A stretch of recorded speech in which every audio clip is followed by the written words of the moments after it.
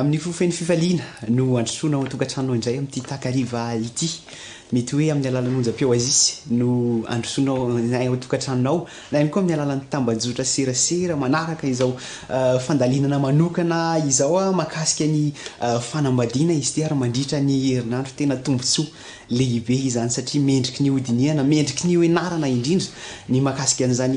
fanambadiana izany ary omen'Andriamanitra tombontsoa ihany koa isika. Manana ray aman-dreny pasteur izay anofana antsika amin'ny izany lohahevitra izany. Faly miarabanao ray aman-dreny pasteur Fanera. Miarabanao namana Ertina ary miarabantsika rehetra ihany koa any tokantrano sy any amin'ny toerana maro samihafa manaraka n'izao fandarana izao. Mialohan'ny hidirantsika amin'ny lohahevitra pasteur dia andesika hiaraka hivavaka. Andriamanitra rainay tsara sy masina indrindra ny an-danitra. Misaotra anao, mideranao satria tombontsoa lehibe indray no ahafahanay mandinika ny teninao amin'ity lohahevitra manokana ity amin'ny mahakasika ny fanambadiana izany. Tompo,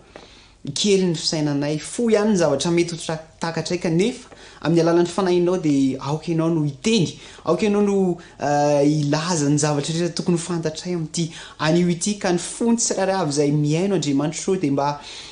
hiasan'ny fanahinao mahery ka andray ny teninao ary ny mpitondra teny ihany koa dia aoka Andriamanitra sao mba tarihinao ka hosoranao amin'ny fanahinao mahery ny vavany mba hilaza ny afatrao amin'ny anaran'i Jesosy no fako mangataka ny vavaka amen amen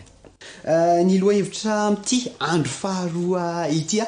dia manao hoe anambady aho dia ahoana tena loha hevitra lehibe izany hodiny atsika izany ka dia manasanao zay mba anaraka ity fandaran'ity hatramin'ny farany famelohana izany pasteur dia mety misy tsy naharaka ny tany an-trano maly ary mety misy ihany koa naharaka nefa te amerina iaino kely indray dia andeha ho fitiantsika kely hoe ahoana le makasika ny omaly iny inona ny tena loha hevitra lehibe nampita sy tiana ho azon'ny tsirairay any atokantrano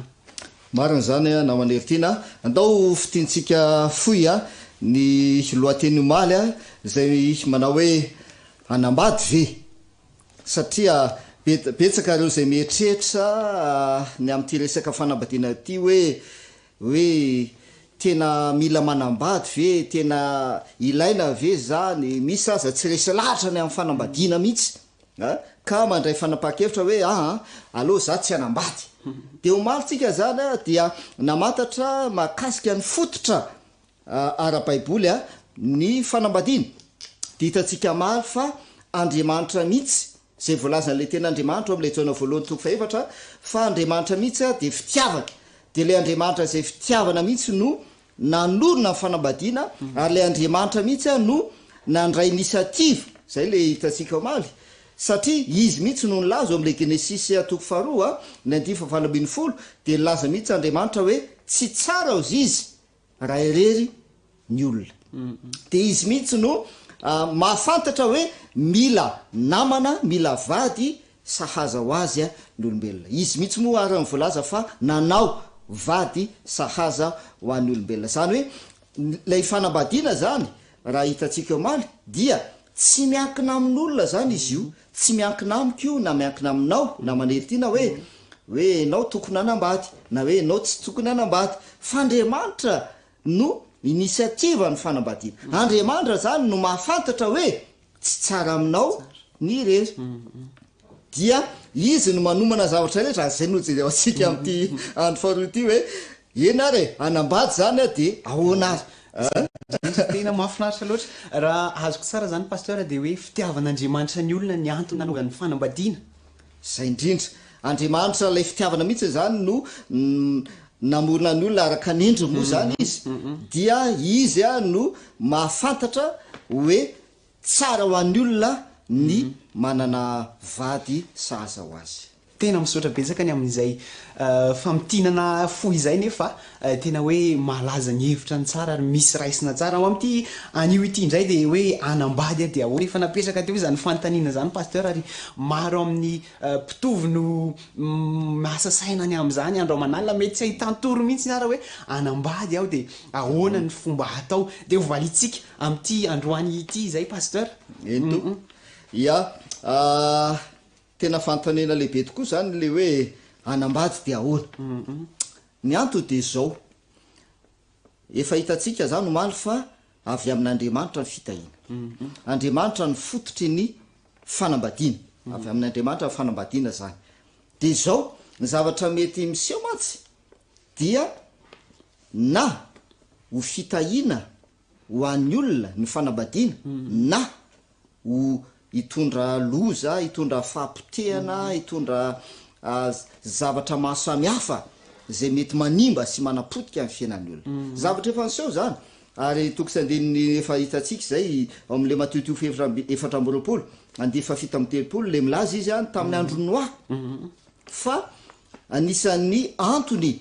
na tonga fandringanana ny olona tamin'ny andro noa tamin'ny andro safodrano ny resaka fanambadiana dikan'izay ny fanambadiana zany na mitondra fitahiana io na mitondra fahampotehana io dia eo indrindra tsika zany mila mamantatra tsara hoe raha anambady dia ahoana zany mba ho tanteraka le tanjona tian'Andriamanitra apetraka dia mba ho fitahiana ho an'ny olona rehetra ny fanambadiana fa tsy ho lasa zavatra hafa izy ka tonga ny olona ndray anana eritrehitra hoe raha izany izy aleo tsy manambady raha zao ny fijaliana dia aleoko tsy manambady satria misy mitena zany tena marina mihitsy zay hoe raha zao ny fijaliana le mana fanambadiana aleo tsy manambady nefa tsy zay le izy tsy zay koa le fikasan'Andriamanitra tsy zay koa ny fototra nanorenan'Andriamanitra ny fanambadiana de ny zavatra voalohany nojerevantsika de zao andeha tsika jery ny famoronana ary amin'ny Genesis voalohany milaza ny famoronana dia hitatsika ao namana heritina ny fomba namoronan'Andriamanitra zao tolo zao zany nanomboka izy namorona ny lanitra sy ny tany zay ozy izy mivolaza hoe atamy voalohany Andriamanitra nahary lanitra sy ny tany dia avy eo nasiny zavatra maro samy hafa nampisarahany ny tany maina ny rano ny abakabaka sy ny sisa de avy eo rehefa nisy ny tany maina dia nasiny zava-maniry nanito ambon'le tany maina avy eo tena amin'ny abakabaka nasiny masoandro fanazavana zany masoandro volana sy ny kitana ary nasiny biby anko eny amin'ny abakabaka de avy eo tety amin'ny tany anko dia nisy biby zay noforon'Andriamanitra fa ny zavatra tsara marena de zao rehefa vitan'Andriamanitra ny zavatra rehetra dia tamin'ny farany tamin'ny andro fahenina zay izy vao namorona ny olona tena zava-dehibe tokoa izay ary inona fa ny asa sorotr'Andriamanitra de misy dika ny asa ataon'Andriamanitra moa zany pasteur de misy dikany avokoa ary ny tena mahafinaritra amin'ity fianarantsika ity de mifototra tanteraka amin'ny alalan'ny tenin'Andriamanitra izy ty inona ary ny mety ho dikan'izay hoe ny olona no foronina farany izay dikan'izay zany raha raisitsika le jerevantsika le izy de hoe raha namoron'Andriamanitra tsy ny olona ny foroniny voalohany satria mbola tsisy nininona ne teto amin'ity zao tolo zao ty aizina ozy izy no nanarina ny tany aizina no nanarina ny tany tany voalohany dia rehefa namoron'Andriamanitra tsy ny olona ny forony voalohany hoe andeha tsika amorona olona de aiza le olona nipetraka ino tsisy azavana tsisy ninina ao anaty aizina fa jereo tsara fa no man'Andriamanitra ny zavatra rehetra misy ny tany misy ny zava-maniry misy ny sakafo voankazo sy sisa ny rano ny rivotra ny abakabaka ny azavana zay ilain'le olombelona zany rehetrarehetra zany zay izy vao namorona ny olombelona zay mpivady moa zany ny foroniny tam'izay dia hitatsika am'izay zany raha zay no raisika fa rehefa hoe mieritreritra ny am'ty fanambadiana ity zany ny mpitovo dia mila mahafantatra an'izany rehetrarehetra zany fa tsy hoe andeha anambady de ahoana aiza ianao ho aiza ianao inona nefa eo anananao inona nefa misy ohatroatra zay zany le zavatra nataon'Andriamanitra namorona ny zavatra rehetra izy zay izy vao namorona ny olombelona ary maro amin'ny atao hoe eny amin'n'ivon'ny fiarahamonina eny ny tanora eny nareo ray aman-dreny ara no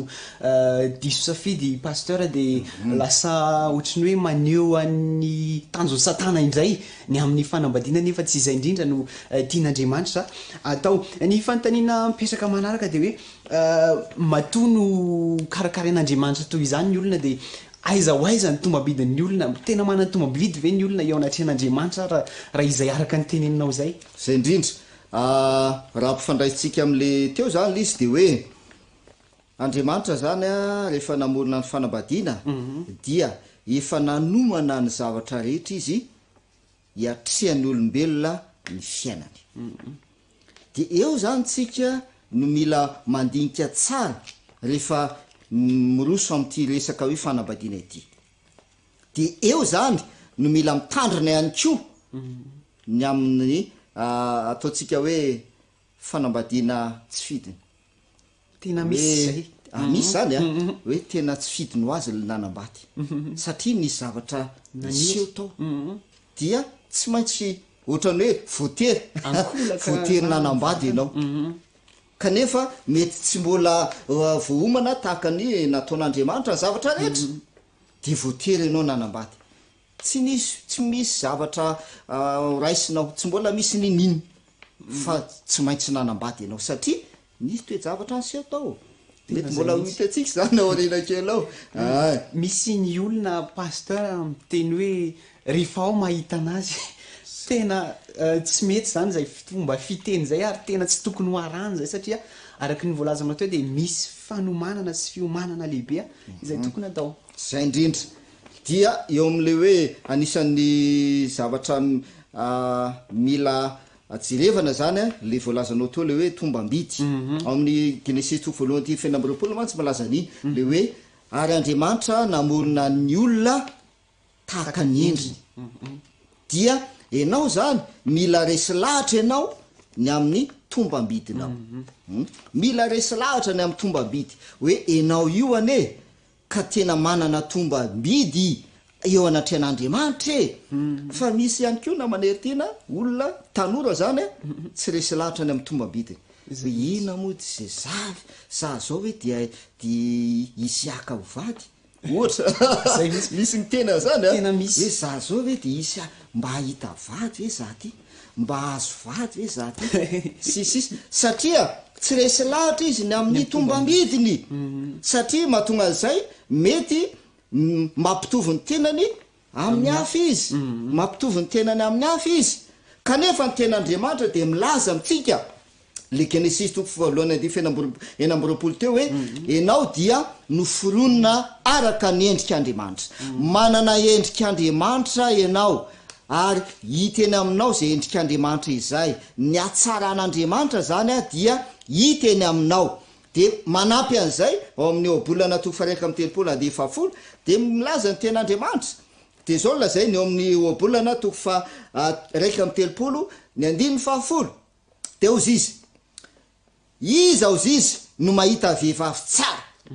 De jereo tsara hoe ohatra nahoana le vehivavy tsara. De ozy izy fa ny tombany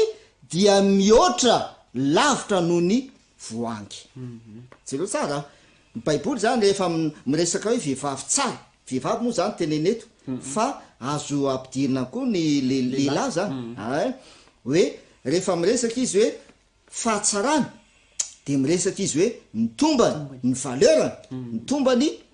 mihoatra lavitra noho ny voangy, zavatra hita maso, zavatra materiel, sarobidy, zany hoe voangy zany zavatra sarobidy. De ny valeuran'ilay olona zany, ny fahatsaran'le olona dia mihoatra lavitra noho ny zavatra hita maso. Tena mahafinaritra. Eo zany no mila apetraka tsara le resaka tombam-bidy. Tombam-bidinao zany na ny tanora zany hoe ny tombam-bidinao dia tsy miakina amin'ny zavatra materiel, amin'ny zavatra hita maso ny tombam-bidinao. De amafisiny zay ao amin'ny 7 amin'le obolana 2:7 de ahoana indray ozy izy ny ten'Andriamanitra de ozy izy fitaka nina ozy izy ny hatsaran-tarehy fitaka ozy izy fa ny vehivavy matahotra ny Jehova ihany no hoderaina. Tena mieritreritran'le izy eto pasteur de hoe indraindray misy olona tokoa namana mihitsy aza indraindray hoe manambany ny tenany aika tena hoe manana tombam-bidy lehibe eo mason'Andriamanitra isika ary manana an'izay hoe tombontsoa lehibe zay tsy ny velany ihany no jerena satria indraindray misy atao hoe olona pokaty angamba raha azo adika kokoa amin'ny fomba fiteny mahazatra izany. De ny fanontaniana mipetraka ihany koa i pasteur de hoe ahoana ara le planin'Andriamanitra aiza no ahitako an'le vady, iza nanao an'izay vady zay de ahoana ny fomba afatarana hoe ty le vady ohatra zany. Marina tokoa zany fa raha ohatra zany somary fitintsika aloha zay fanazavana natao zay de zao hoe le hoe anambady de ahoana ary de zao Andriamanitra mihitsy no le namorona ny fanambadiana, izy no manomentsika taridalana. De nataon'Andriamanitra de namorona ny zavatra rehetra izy, zay izy vao namorona ny olombelona, zay izy vao namorona ny fanambadiana. Zany hoe efa nanomana ny zavatra rehetra Andriamanitra ahafahan'ny olombelona miatrika ny fiainany ary miatrika an'izany hoe fiainam-panambadiana izany. Mbola amin'ny fitsika mantsy zay zavatra zay. Dikan'izay zany zay tanorana manisany dia zao mila fanomanana ny fanambadiana. Ary ny fanomanana dia tsy fanomanana voafetra ihany hoe resaka rabata na sisa fa ho hitantsika rehefa avy eo zany raha idirantsika azy ao amin'ny Genesis 2:5 dia milaza ny ten'Andriamanitra hoe Genesis 2:5 fa Andriamanitra ozy izy nanao nanao tao idena tany atsinanana ka napetrany tao ny olombelona. Nanao toeran'Andriamanitra dia napetrany tao ny olona zay niforonina. De ao amin'ny andininy 5:12 izy amin'ny Genesis 2:2 de milaza ny volon'ny ten'Andriamanitra Genesis 2:5 de ozy izy ny ten'Andriamanitra hoe Andriamanitra nitondra andra-lehilahy ka namponina azy, mario tsara io teny io, namponina azy, nampitoetra azy zany tao amin'ny saidena hiasa sy hitandrina azy. Voalohany indrindra zany de zao nanamboatra toeran'Andriamanitra fonenana ho an'ny olona. Zay vao nalainy le olona zay niforoniny de nampitoeriny tao amin'ny toerana io. De rehefa nampitoeriny tao dia nomeny andraikitra hiasa sy hitandrina. Fanomanana zany zay azontsika tena raisina mihitsy zany zay fanomanana hoe rehefa miresaka fanambadiana zany ianao ka miomana amin'izany fanambadiana zany de mila mamantatra ianao hoe aiza moa zany zao le aiza zany zao ny hitoerako. Raha azoko tsara zany pasteur de Andriamanitra manome zavatra be dia be ho antsika ary fitiavana avokoa zany fa iza hoe misy asa izay mila ataontsika ihany koa nefa ny ao amin'izany hoe fanambadiana izany. Misy asa andraikitra ny tena marina. Misy andraikitra zay raisitsika zany ao anatin'izay. Raha arafintsika zany le Genesis 2:2 ny 9:7 de hoe nomen'Andriamanitra toerana fonenana zany ny olona. Fonenana lavorary ihany fonenana zay hipetrahana. Avy eo nomen'Andriamanitra asa izy. Zay le ny ten'Andriamanitra hoe namponina azy tao izy hiasa. Nomen'Andriamanitra asa izy. Misy asa tao zany ao. De ny fahatelo nasain'Andriamanitra mitandrina koa izy. Mitantana ny dikan'izany, mitantana amin'ny teny frantsay zany de hoe gérer. Zany hoe misy zavatra tantananao zany ao. Misy zavatra gérenao ao. Mpitantana zany ianao dikan'izany. Zay zany le hoe anambady de ahoana ary. De voalohany misy toerana ve, efa misy fonenana ve. Faharoa misy asa ataonao ve ao. Ary fahatelo misy zavatra tantananao ve ao. Raha azoko tsara zany ray aman-dreny pasteur ilay noresantsika teo de tena zava-dehibe tokoa ty hoe misy zavatra fiomanana ity alohan'ny irisoana amin'ny fanambadiana araka ilay voalazanao teo any araka ny voalazan'ny tenin'Andriamanitra ihany koa de izao hoe misy asa aloha zany voalohany indrindra de ny fanontaniana hoe manana asa ve ianao alohan'ny idiranao anatin'ny fanambadiana. Ny faharoa de izao hoe misy zavatra tokony ho tandremana ao anatin'io tokantrano io zany de zay koa mila ho tantanana. Ary ny farany de hoe misy zavatra tokony hojerena manokana satria rehefa tafiditra ao anatin'ilay tokantrano de misy lasa mpitantana ianao zany ao anatin'ilay izy de ireo lafiny ankitelo reo zany tena hoe mila hainao ny mifehy azy. Zay indrindra izy raha fitentsika zany de hoe efa misy ve ny zavatra rehetra tahaka nataon'Andriamanitra tamin'ny famoronana. Hoe namorona zavatra rehetra Andriamanitra zay vao namorona ny olombelona izy. Zay vao namorona ny fanambadiana. De ohatran'izay koa hoe efa misy ve zavatra zay efa azonao hiatrehana lay fiainana, hiatrehana ny fiainana indrindra ao anatin'ny fanambadiana. Efa misy ve ny zavatra rehetra zay ahafahanao miatrika izany hoe fiainam-panambadiana izany. Anisan'izany ny fonenana toerana zay honenana anisan'zany fonenana zany zay Andriamanitra mihitsy no namorona fonenana ho an'ny Adama sy Eva de namponina azy tao de ny manaraka an'izay koa de le voalazanao teo asa satria nisy asa nasain'Andriamanitra natao tao anatin'le fonenana tao am'le toerana de zay koa le hoe efa misy koa ve zay asa zay atao zay ary ny voalaza farany teo a dia le fitantanana lay fitantanana zany hoe misy zavatra tantananao ve ao sa hoe anambady ianao de tsisy ninina tantanana moa zany fa de iza moa zany tantanana na hoe inona no tantanana fa misy zavatra fehezina sy misy zavatra tantananao zany ao anatin'ilay tokatrano rehefa hoe iroso am'zany fanambadiana izany ela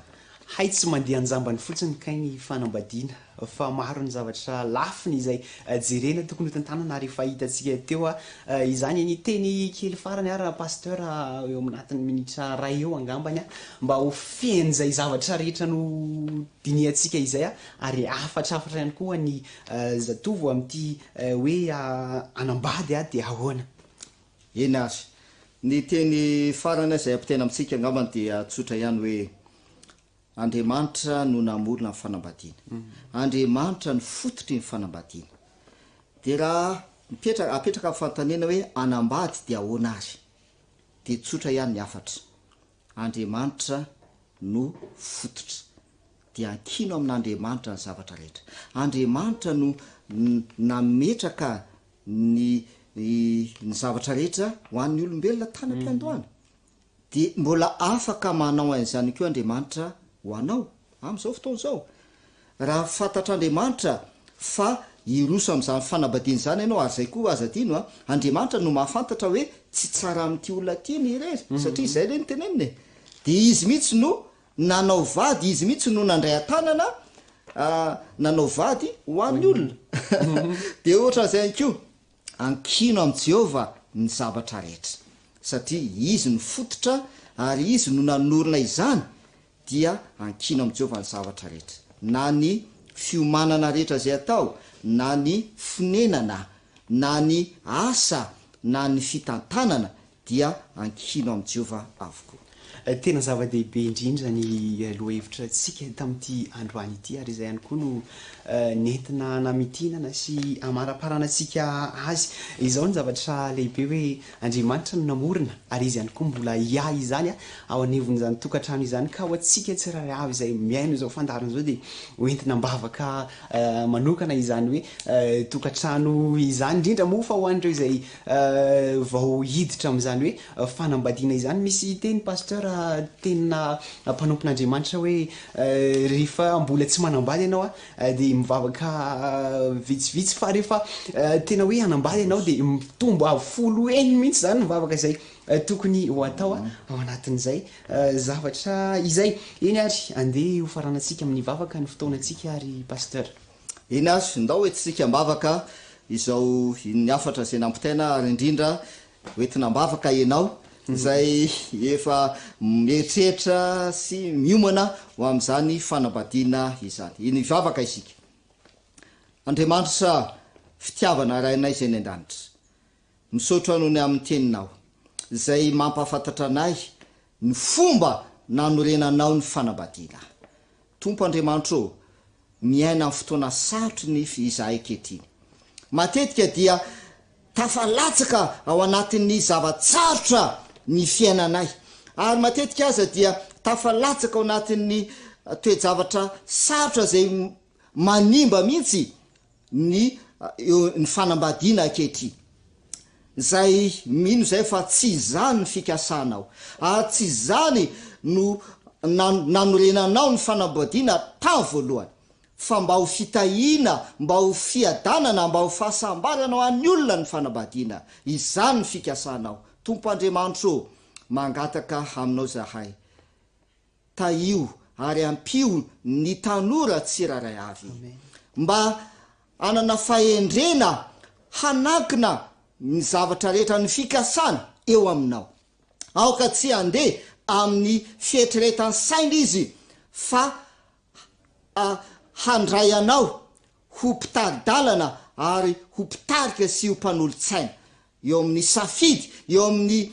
fanomanana rehetra ihany ko avy aminao zavatra rehetra na ny asa na ny hery na ny fahasalamana na ny fahendrena na ny faizana avy aminao ny zavatra rehetra eny enao ihany ko no nanao vady sahaza ho an'ny olombelona dia manakina ny zavatra rehetra eo ampelantananao izahay momba ny tsiraly avy ianao fatonona sy angatahana amin'ny anaran'i Jesosy mivavaka amen amen zay indray ny fotoanantsika tamin'ity androany ity ry mpiaino ajaina mankasitrakanao indrindra pasteur Faniera makasitraka anao ary mametraka ihany koa ny mandra-piona ho amintsika rehetrarehetra Andriamanitra ne hitarantsika dia aza dinona fa ho amin'ny rapiso dia andinika aloha hevitra tsara tena mahafinaritra ihany koa tsika dia manao hoe iza no ho vadiko fa marantsika an'izao fotoana izao dia andeha anaraka an'ity hirany alson ity isika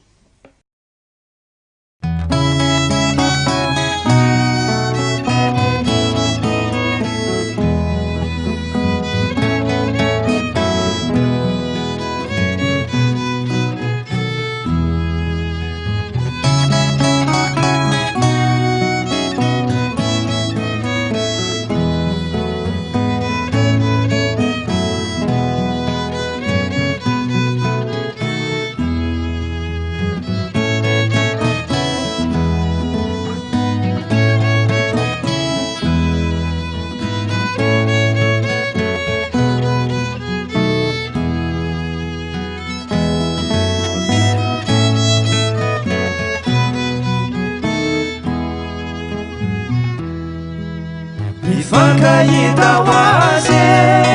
enitia sinitina Rihefa jamanja manumana fanambatina Faizi no mandacha Oni fiana nulumela Ireu sere silacha Sina ita faninenana Fatena mafinatra inuna fahatra nifakaita wanitia sinitina nifakaita wanitia sinitina Rambula mahatra ni alunitani vifakatia wani tsy hisy fiafarany fianano tsy miova omanisy anio nitokatramon'izy ireo itokom-bataio ho tena mafinaritra inona fahatra mifankahita ho an'ity sy ny tiana Fakayita wanitia sinitina